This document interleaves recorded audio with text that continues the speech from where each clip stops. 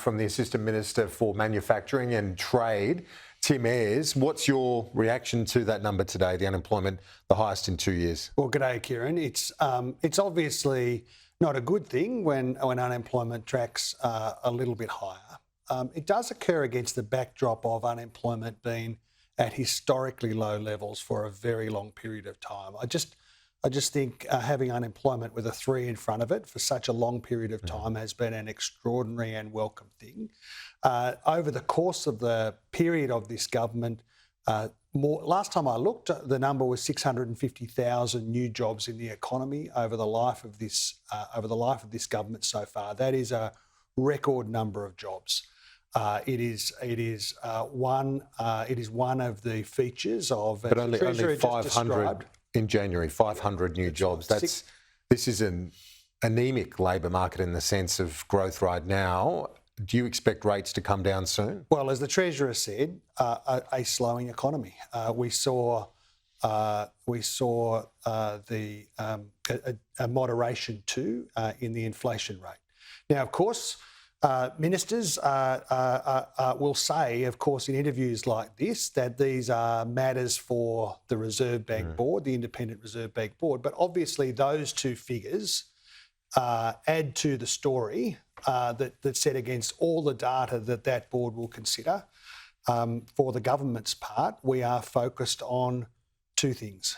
Number one is the role that we can play as a responsible government in fiscal terms, putting downward pressure on inflation.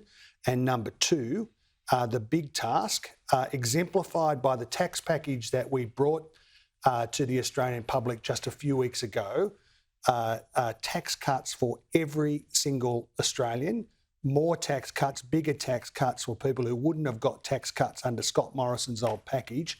That is the government's approach. Now, it's interesting this week. Right now, we are talking about the big issues facing the Australian economy. We're talking about inflation, about unemployment, about the biggest tax package for low and middle income earners in recent history.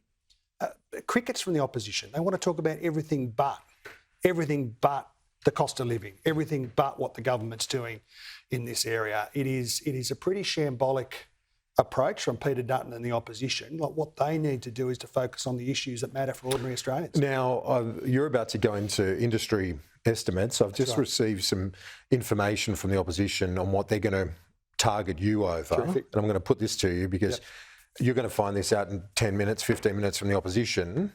They're suggesting that this scenario took place, that you were appointed as an alternate director on CBUS by a gentleman called Glenn Thompson. Yes. And then as minister, you saw his appointment to the Rail Industry Innovation Council. They're going to put that to you. And they're going to, and I ask you, is that correct? Then you received, obviously, payments as a director of CBUS, but did you declare a conflict of interest in that? This is the oldest news. Some of this was traversed in the last estimates.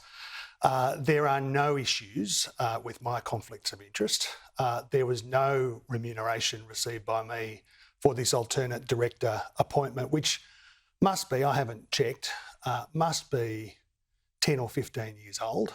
This is 2008. They're saying 2008. Yeah, so 10 or 15 years old. This is absolutely normal for people who serve as union officials to serve on industry boards, including superannuation. So there was no conflict of interest? It was an appointment that wasn't an appointment for Mr Thompson to make. It was an appointment that the union made.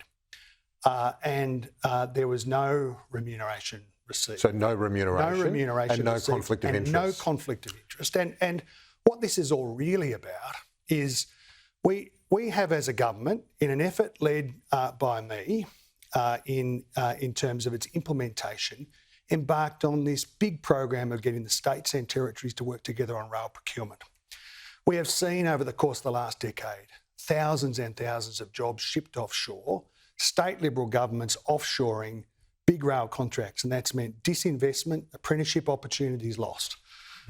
We have a plan that involves getting the states and territories to work together to lift the scale up, reduce the costs, strengthen the competitiveness of the Australian rail sector, to make sure that we're delivering good blue-collar jobs in rail manufacturing, in freight rail manufacturing, and feeding into the supply chains of the world. That's the big story here. Now, we've made board appointments. The board that the government appointed is one of the highest calibre boards, and Mr Thompson serves in that board. He is a union official. The opposition doesn't like it, but he has made an enormous contribution to the debate about protecting Australian rail jobs. He is up there at a table with people who come from right across industry and the rail manufacturing research community. I am absolutely confident about the appointment process, and I'm absolutely confident about the big contribution that we're going to make to the rail. Well, as I said, you're about to represent the government at industry estimates in about 10 minutes, and they will be. I can't wait. Returning. I can't wait. It is to that issue. It is the most low rent. Okay. Dull story. You're entitled to ask about it. No criticism from me. I mean, it's just in terms of clarifying. You've said there's no conflict of interest, and I take your word for it. Absolutely.